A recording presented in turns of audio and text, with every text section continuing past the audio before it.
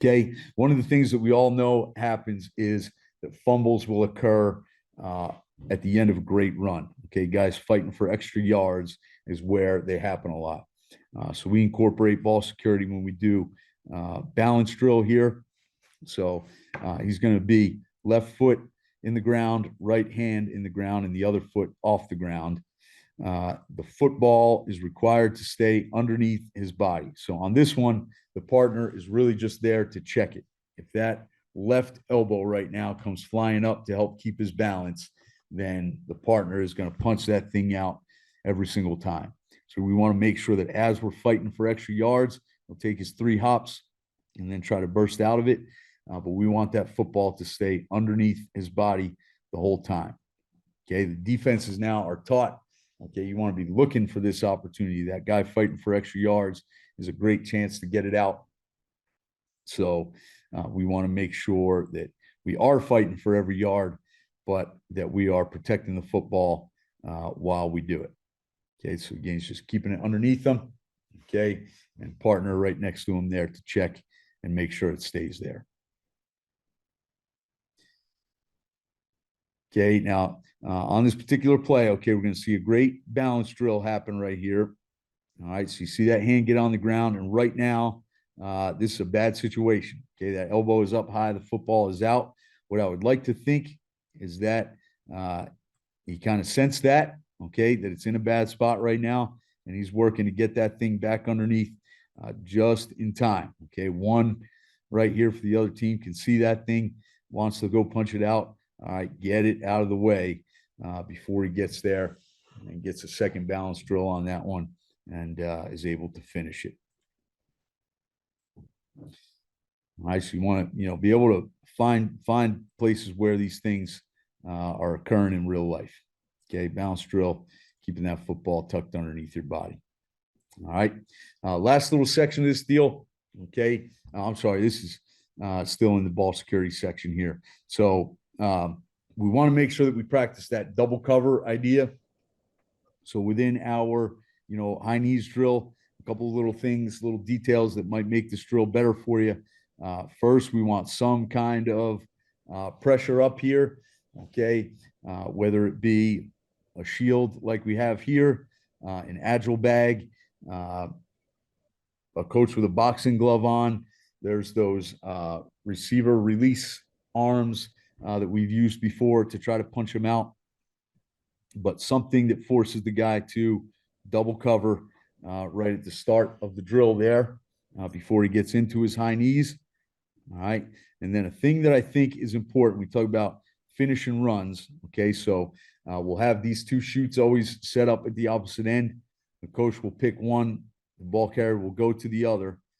But these 2 cones are a little bit hard to see down here, I think, are really important. You want to have a finishing point for the drill. And I think too many times you see guys doing a drill like this, they get over the bags, they make a little cut, and they kind of jog off on an angle. We want to make the move quickly, and then we want to get back north and south. So you want them to finish through that tunnel that we made with the cones, north and south, making sure that they are finishing the drill and gaining ground. The slots in our offense are going to be carrying the ball on the perimeter quite a bit. So we have this set of drills that we like to use to finish runs, near the sideline, outside the numbers there. And so you can see the way that these cones are set up. Okay, you have a set of 3 cones, and each one is going to be a different reaction for the ball carrier. So the first here is when the man is chasing me from the inside out and it's kind of even with me where I can turn the corner. Okay, so we want to practice getting heavy on that outside foot, using a straight arm, and finishing the run by turning the corner. Okay, so that's the first one. The yellow cone that you see on the ground there is for when I am able to turn the corner. Okay, the second, okay, so the one that is the closest to the sideline is for when the defender might overrun and I can cut back on him.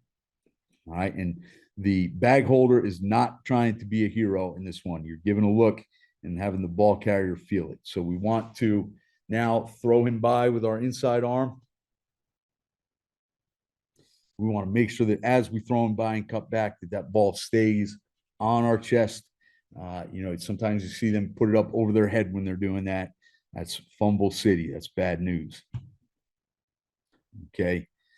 I know we're short time here, but all right. So again, feeling when it's time to cut back. Okay, throw them by, keep the ball on your chest. And then the last one is, okay, the defense has practice too. All right, they're doing pursuit drill and 10-yard square and tracking drills. And so when he does a good job, okay, we want to be able to still finish the run. Okay, so if you feel that you can't turn the corner, you can't cut back on him, then we want to lift. Okay, so the technique that we use, we call it lift. We want to get heavy on that outside foot.